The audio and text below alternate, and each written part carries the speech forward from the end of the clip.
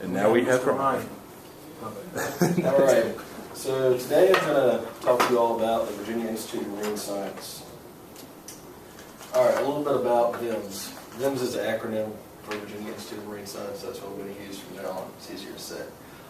VIMS is the graduate school for marine science for the College of William and Mary. It is actually among the largest marine research and educational facilities in the United States, and it happens to be located in my hometown of Bristow, Virginia. In regards to how close that is to William and Mary is about 20 to 25 minutes from the actual campus of VIMS, so it's not that far from there. And the reason that they picked this location was it's how close it was to the bay itself, and it's located right along the York River, which is one of the main tributaries for the bay. I went ahead and added this in there. This is VIM's mission statement. It is to conduct interdisciplinary research in coastal, ocean, and estuary service, educate students and citizens, and provide advisory service to policy makers, industry, and the public. Okay, research and services. VIMS is actually mandated by the government to do their research and to provide advice concerning issues in the bay. So this means that they receive a lot of funding from the government to do these research projects. The government will actually mandate certain things that they need to do research on. And a few things that they're researching right now heavily are blue crabs, oysters, dead zones, and aquaculture. Blue crabs are probably the most iconic marine life in the Chesapeake Bay. They have seen a decline in the past few years due to the decrease in spawning stock, which is the adult females. And they're the ones who are producing the eggs. A little bit of that's due to a little bit of over-harvesting, but there's some other reasons that they have been declining, and that's what that research is trying to find out. Oysters and aquaculture kind of go hand in hand. As you know from some of my previous speeches, oysters are filter feeders, which means that they are help cleaning up excess nutrients and algae suspended in the bay. So getting that population back up, and with the aquaculture, which is oyster farming, which I speak about before, trying to get more people to do that.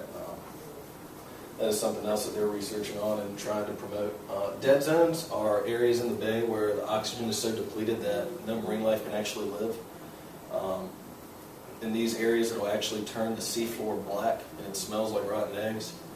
So these areas in the past decade have also been growing, so scientists are trying to figure out a way to reduce those dead zones so marine life can enter back into those areas. Education. VIMS offers education, as I said earlier, in the field of marine science through the College of William and Mary. They offer PhD and master's programs. And like I said, it's a great location for students to have direct access to the amount of research going on. So they've got a lot of employees there who are just strictly doing research, and based on the location and relativity to the bay and right there on one of the main tributaries, it's a really good location for them to be able to get out there and do work without having much time to spare. Here's actually a picture of the VIMS campus. This right here is all VIMS. This is Gloucester right here. This is the York River, and about 2 miles that way, this way of the bridge, is the Chesapeake. About 1 to 2 miles is the bay itself. So they're kind of right there on the mouth of the York River. Public programs. VIMS serves the citizens of the area that's surrounded by offering a lot of public programs that are free. Most of them take place at the VIMS campus.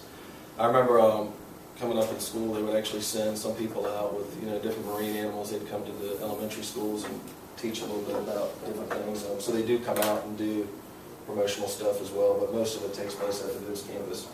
A few of these are discovery labs. Discovery labs are where they have, it's certain things will be designated for certain days. Like one day they might have a discovery lab that involves oysters. One day it might be talking about dead zones, and they'll focus on that, and people get to go and learn a lot about it. Anybody in the public, you can just sign up.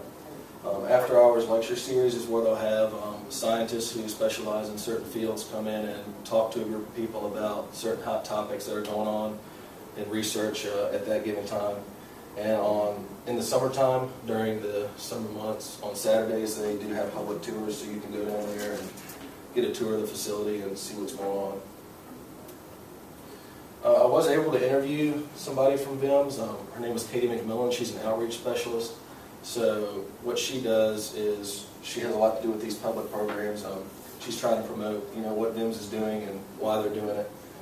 She graduated from the College of Charleston with a degree in marine biology, and she's held a job in that field ever since, which has been about 6 years. And like I said, she was able to give me a lot of information on those public programs that they have and how they receive the funding that they do and how they choose their research projects. So the brochure that I passed around, this is something that VIMS does a lot of research on as well. It focuses on SAB, which is submerged aquatic vegetation. The vegetation on the ocean or on the bay floor has seen a decline in recent years as well. This is due to many things, but one thing that it talks about in here is recreation. In shallower water, props can actually disturb this vegetation and mess it up. So a lot of marine life uses these these grasses for habitats, especially blue crabs. So they're trying to let people be aware of what kind of damage can be done and how that can be avoided to keep these habitats intact for future generations of marine life. And that's just the second part of it. All right, so let's see what you all remember. Okay, where is the VIMS campus located? I forgot. Gloucester. Yeah, Gloucester. All right, which colleges in Virginia is VIMS associated with? Boy and Mary. All right, and what does VIMS stand for? Virginia Institute of Marine Science. Yeah. That's all right. And those are my sources. Any questions?